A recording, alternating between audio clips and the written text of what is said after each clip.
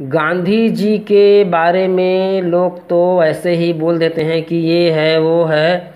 यह भी याद रखिए, कोई भी आदमी यूं ही महान नहीं बन जाता।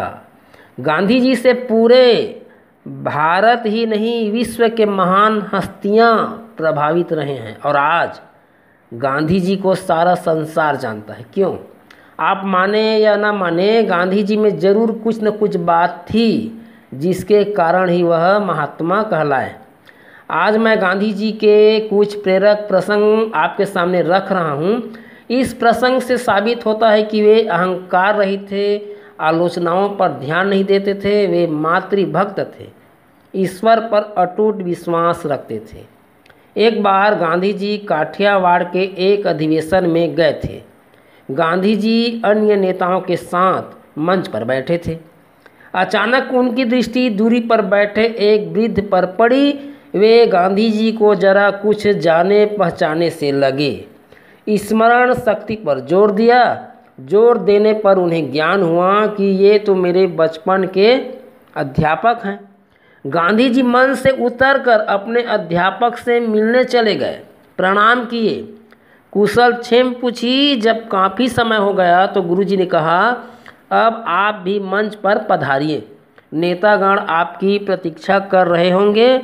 तो गांधी जी ने कहा, मैं यहीं पर ठीक हूँ, यहीं पर बैठकर मंच का सारा कार्य देखूंगा, आप चिंता न कीजिए। गुरुजी गदगद हो गए। जो व्यक्ति तुम जैसा अहंकार रहित हो, महान कहलाने का अधिकारी वही हो सकता है। और आज देखो, कोई आदमी कोई बड़ा पद पा जाए या नौकरी पा जाए, ऑफिसर बन जाए और कहीं रास्ते में जान पहचान वालों लोगों से भेंट हो गई तो क्या करते हैं? उनसे मिलने से कतराते हैं कि इससे मिलने से हमारी या मेरी इज्जत न घट जाए। यहाँ ऐसे सोचने वालों की कमी नहीं है। तो आप बताइए, क्या ऐसे लोग महान बन सकते हैं? एक बार महाराष्ट्र की पत्र पत्रिकाएं गांधी जी पर आलोचनात्मक लेख प्रकाशित करने लगी। गांधी जी के चाहने वालों ने गांधी जी को इस बारे में बताया कि ऐसी ऐसी बात है कि मराठी पत्र पत्रिकाएं आपके विरुद्ध झूठा प्रचार कर रही है, विष उगल रही है। यह सुनकर गांधी जी ने कहा, मुझे सब पता है, पर विश्वास रखो, आलोचना से न तो मैं घट जाता हूँ, न प्रशंसा से बढ़ जाता हूँ। वास्तविक बात तो ये, मैं सोचता हूँ अपने सृजनहार की दृष्टि में न गिरूं। और आज आप किसी के बारे में कुछ छाप दें या कोई किसी के मुंह से सुन ले कि अमुक आदमी ने आपको गाली दिया है, तो क्या करेंगे? घर से लाठी निकालेंगे और मारने को दौड़ जाएंगे। तो साधारण और असाधारण में यही फर्क होता है। एक बार जब वे इंग्लैंड में थे, एक अंग्रेजी मित्र ने गांधी जी को भोजन पर आमंत्रित किया था। भोजन परोसा गया। गांधी जी ने देखा भोजन में मांस है। वे तत्काल खड़े हो गए और खाने से इनकार कर दिया। आमंत्रित लोग यह देखकर चकित हो गए। तभी एक अंग्रेज ने कहा, मांस खाने से क्या होता है? गांधी जी ने कहा, माँ को दिए गए वचन को तोड़ना ही क्या कम पाप है जो मैं मांसाहार पर विचार करूं?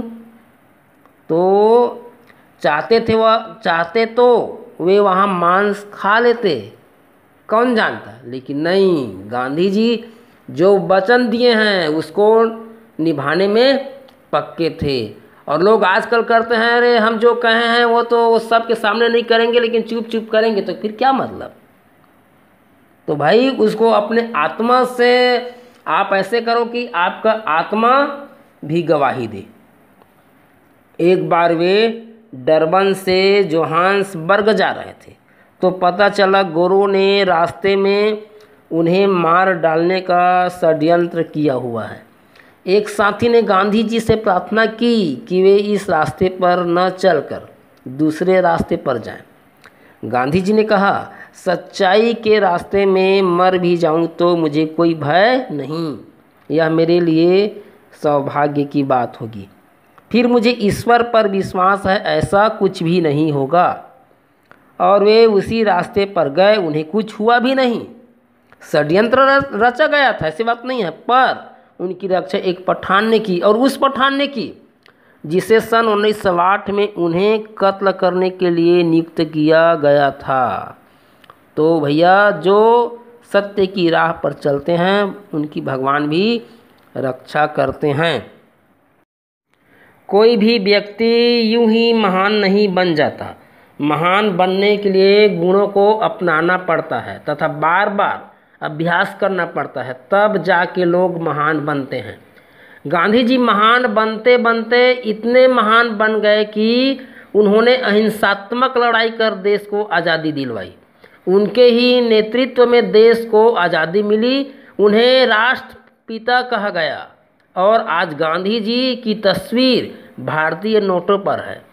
कारण है उनकी यही महानता के गुण, वे हमारे देश की एक पहचान है। आज गांधी जी जयंती पर उन्हें सत सत नमन। गांधी जी के और भी कई गुण हैं पर समय नहीं है। आज इतना ही। नमस्कार।